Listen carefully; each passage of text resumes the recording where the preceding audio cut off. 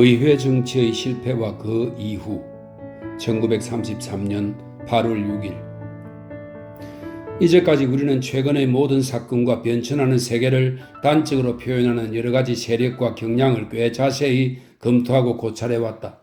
그 중에서도 제1차 대전 후에 있어서의 노동자 세력 및 낡은 형태의 사회주의의 좌절과 의회 정치의 몰락이란 두 가지 사건만은 더 상세히 논할 필요가 있겠다. 나는 1914년 세계대전의 발발과 동시에 노동자 조직이 장벽에 부딪혀 제2 인터내셔널이 분열된 사실에 대해 말했었다. 이러한 원인은 어쨌든 전쟁의 충격으로 민족 감정이 격렬하게 폭발해서 일시적인 광기가 모든 국민을 사로잡은 것으로 볼 수 있다. 이것과는 다르지만 보다 교훈적인 사건이 1930년대에 일어났다. 이 시기는 자본주의 세계가 일찍이 없었던 대공황을 경험한 시기이며 그로 인해 노동자의 궁핍이 더욱더 심하게 되었다. 그런데도 영국과 미국을 비롯한 어느 나라에서도 노동자 대중의 혁명적 감정이 바로 점화되지 않았다. 확실히 구자본주의는 파괴되어 가고 있었으며 외적인 조건으로는 사회주의 경제 방향으로 변화될 깃털이 상당히 성숙된 것 같이 보였다. 그러나 서유럽 자본주의 국가에서는 그것을 가장 원해야 할 노동자들이 혁명의 의지를 갖고 있지 않았다. 제1차 세계대전 직후 그처럼 투쟁적이고 혁명적이었던 노동세력이 어찌하여 자기 신변에 위급한 운명이 닥쳐와도 이렇게 얌전한 쑥맥이 되고 말았을까? 왜 독일 사회민주당은 싸우지 않고 무너졌으며 나치의 유린에 몸을 맡기고 말았을까? 영국의 노동자 세력은 왜 그처럼 타협적이었으며 또한 미국 노동자들은 어찌하여 하나같이 더 높은 이상을 추구하지 못했는지? 노동자 지도자들은 그 무능과 동료에 대한 배신으로 자주 지탄을 받았으며 실로 여차하면 적진으로 내빼고 노동운동을 자신의 출세 발판으로 이용하는 비열한 행동 등으로 지탄받아야 마땅했던 것이다. 그러나 슬프게도 기회주의란 인간활동의 어느 부분에도 있기 마련이다. 진실로 인류 최대의 비극의 하나는 사리 사욕을 채우기 위해 짓밟히고 학대받는 수천만 사람들의 희망과 이상 그리고 희생을 이용하는 기회주의자들이 판치고 있다는 사실이다. 지도자는 책망받을 수 있다. 그러나 결국 지도자는 현존하는 상황의 소산일 따름이다. 대개 한 국가는 그 국가에 상응하는 지배자를 만들게 된다. 하나의 운동도 역시 그 운동이 진정으로 바라는 바를 그대로 반영할 수 있는 지도자를 갖게 된다. 그러나 서유럽 자본주의 국가들의 노동 지도자나 또한 그들을 따른 사람들도 사회주의를 삶의 신조로 하여 그 조속한 실현이 희망적이라고는 생각하지 않았다. 그들의 사회주의는 자본주의 제도에 너무 뒤얽히고 깊이 파묻혀 있었고 더구나 그들은 식민지에 대한 착취로 얼마만큼 돌아오는 국물에 맛을 들여 계속적인 자본주의의 존속을 원하는 상태였다. 사회주의는 현세의 것이 아니고 내세의 것에 속하게 되는 천국같이 먼 이상이 되어 자본의 시녀로 전락되고 말았다. 이런 식으로 노동자 정당, 노동조합, 사회민주주의자 또한 제2 인터내셔널과 같은 재조직은 그 목적이 희미해져서 자본주의의 전 구조는 그대로 두고 단지 부분적인 개량만 요구하게 되었다. 그들은 이렇게 하여 이상도 참다운 힘도 갖지 못한 혼빠진 관료 조직으로 화하고 말았다. 그에 비해 새로운 공산당은 보다 생기 있는 취지로 마음에 호소하고 노동자를 위한 복음이 깃든 것 같이 보였다. 그러나 그것도 한갓 환상으로 그 성과는 지극히 빈약한 것이어서 유럽과 미국의 대중을 움직이는 데 실패했다. 영국과 미국 내의 공산당 세력은 형편없이 약했으며 독일과 프랑스에서는 어느 정도 힘을 발휘했다. 하나 독일에서도 역시 이미 본대로 별로 활성화되지 못했다. 그러면 어찌하여 이러한 무역 불황과 겹치는 공황 그리고 저임금과 실업의 소용돌이 속에서도 공산당은 실패했던 것인가? 그 원인에 대해서는 어떤 이는 전술이 나빴고 운동의 방침도 틀렸다는 지적을 하고 또는 당이 너무 소비에트 정부에 얽매여 있기 때문에 그 정책은 당연히 있어야 할 국제정책이 아니고 소비에트의 국가정책과 같은 편협한 것이기 때문이라고 하기도 한다. 확실히 그런 면이 있을지도 모르나 이것 역시 충분한 답이라고는 할 수 없다. 공산당 그 자체는 노동자 사이에서 성장은 하지 못했으나 공산주의 사상은 특히 지식인층에 광범하게 전파되었다. 자본주의의 지도자들은 공황으로 인해 자본주의 세계가 공산주의의 형태로 불가피하게 변화되지 않을까 하는 공포감에 시달렸고 일반 사람들도 낡은 자본주의의 형태가 이미 지나갔다고 인식했다. 이 서로 빼앗는 주의의 경제, 이렇게 계획도 없고 낭비와 항쟁과 주기적인 공황을 동반하는 뿔뿔이 흩어진 제멋대로의 자유방임 정책은 끝장이 나야 할 것이 아닌가. 그리고 그에 대신해서 어떠한 형식의 계획적인 사회주의적 경제 내지는 협력 경제가 확립되지 않으면 안 된다고 하는 통념이 지배하게 되었다. 이 사실이 반드시 노동자 계급의 승리를 의미하는 것은 아니었다. 왜냐하면 한나라는 유상계급의 이익을 위해서도 통제경제의 기조에서 조직되기도 하기 때문이다. 국가사회주의와 국가자본주의는 서로 큰 차이가 있는 것은 아니다. 중요한 것은 누가 국가를 지배하고 누가 그것 때문에 이익을 얻느냐, 사회 전체냐 아니면 특정한 소유계급이냐에 달려있는 것이다. 지식인들의 의견이 분분한 사이에 서유럽 공업제국의 하층 국가계급, 즉 뻗디 부르주아지는 막연하게나마 자신들이 자본주의 및 자본가에게 착취를 당한다고 느껴 분노의 행동을 개시했다. 그러나 그들 역시 노동자나 공산주의가 지배자가 되는 것은 훨씬 더 두려워하고 있었다.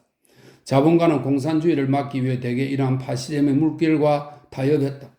점차로 공산주의를 끝내는 자는 거의 모두 파시즘과 결탁하게 되었다. 이처럼 정도의 차이는 있으나 어디서든지 자본주의가 위기에 닥쳐 공산주의 세력이 자리 잡을 낌새만 보이면 반드시 파시즘이 그 사이에 등장해서 의회 정치를 붕괴시키는 것이었다. 의회 정치의 생명은 이러한 과정에 의해 숨을 거둔다. 전에 나는 독재 정치와 구식의 민주주의의 실패에 대해서도 말했었다. 이것은 러시아나 이탈리아에서도 중부 유럽에서도 또한 독일에서도 명확히 드러나는 사실이다. 미국의 의회도 루즈벨트 대통령에게 정권을 맡겨버렸다. 이 과정은 민주주의가 가장 오래되고 가장 견실한 전통을 갖고 있다는 영국이나 프랑스에서도 나타나고 있다. 영국의 경우는 대륙의 방식과는 대단히 다른 데가 있다. 그들은 언제나 옛날 그대로의 모습을 보이려고 하기 때문에 변화는 쉽게 눈에 띄지 않는다. 그러나 영국 의회는 실제로 큰 변화를 겪고 있었다. 예전에는 하원이 직접 권력을 행사해 평의원이라도 상당한 발언권을 갖고 있었으나 지금은 모든 중대사를 결정하는 것은 내각 또는 정부이며 하원은 단지 yes나 no를 말하는 것에 불과하다. 물론 의회는 no라고 해서 정부를 쓰러뜨릴 수도 있겠지만 이런 과격한 수단은 대단한 대가를 치르거나 총선거를 수반하기 때문에 쉽게 취할 수 없다. 때문에 하원의 다수를 장악한 정부는 정사를 마음대로 주무르고 편리한 대로 법을 만들고 권력은 입법부에서 행정부로 집중되게 되는 것이다. 더구나 의회는 단지 어느 조치나 혹은 어느 법률의 대강만을 정하고 나머지는 행정부나 그 일부분의 세목을 위임하는 관례가 생겼다. 행정부는 이렇게 광범위한 세력을 손에 넣게 되어 긴급한 경우에는 어떤 일도 마음대로 할 수 있게 되어버렸다.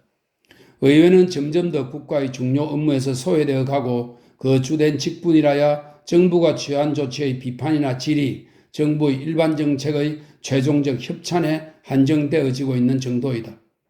헤롤드 라스키도 말한 것처럼 우리나라의 정치는 의회가 반란의 두려움 때문에 완화되어 행정부의 독재 정치가 되어버렸다. 1931년 8월 노동당 정부의 돌난 퇴진은 대단히 색다른 과정을 거친 것으로서 의회의 간섭이 얼마나 미약한 것인가를 여실히 나타낸 것이었다. 보통의 경우 영국 정부는 의회에서 패배함으로써 넘어지나 1931년의 경우에는 의회는 한 가지도 상의를 받지 못했다. 내각의 강요 대다수를 비롯하여 그 누구도 무슨 일이 벌어지고 있는가를 알지 못했다. 수상 램지 맥도날드는 다른 당의 간부와 비밀회의를 거친 후 국왕과 회견하고 나서는 갑자기 내각 교체를 발표한 것이었다. 구 내각 강요 중에는 신문 보도를 보고야 처음으로 그 내용을 안 사람이 있을 정도였다. 이 사건이야말로 완전히 민주주의의 정상 궤도를 이탈한 것으로서 독재 정치의 정통적인 수법이었다. 노동당 정부는 이렇게 해서 하룻밤 사이에 보수당의 그늘에 가려졌고 다수의 자유당원과 노동당원도 양념으로 낀 거국 일치 내각이 구성되었다. 램지 맥도날드는 노동당에서 제명되고 추방되었지만 의연한 자세로 수상직에서 버텼다. 이와 같은 거국 내각은 광범한 사회주의적 변혁이 유상계급의 지위를 흔들 가능성이 있거나 너무 어깨를 짓누를 때 나타난다. 영국에서는 후에 파운드를 근본위에서 이탈하도록 하여 공황이 닥쳐온 1931년 8월에 이러한 상황이 발생한 셈이고 이에 대한 반동으로 사회주의에 대한 방어가 굳어졌던 것이다. 만일 노동당 정부가 승리한다면 자신들의 재산을 모두 잃게 될 것이라는 중간계급 대중들의 공포심을 곁들여 거국 일치 내각은 이 뻗디 부르주아를 참여시켜 압도적 지지를 획득했다. 맥도날드와 그의 지지자들은 거국 내각에 대처할 수 있는 유일한 것은 공산주의뿐이라고 말했다. 영국은 이렇게 해서 구시대의 민주주의가 파괴되고 의회는 몰락의 길목에 서게 되었다. 민주주의는 종교적 또는 민족적, 인종적 충돌, 그 중에서도 경제적 대립이라든가 사람들의 감정을 움직일 만한 결정적인 기로에 부딪혔을 때 무력화된다.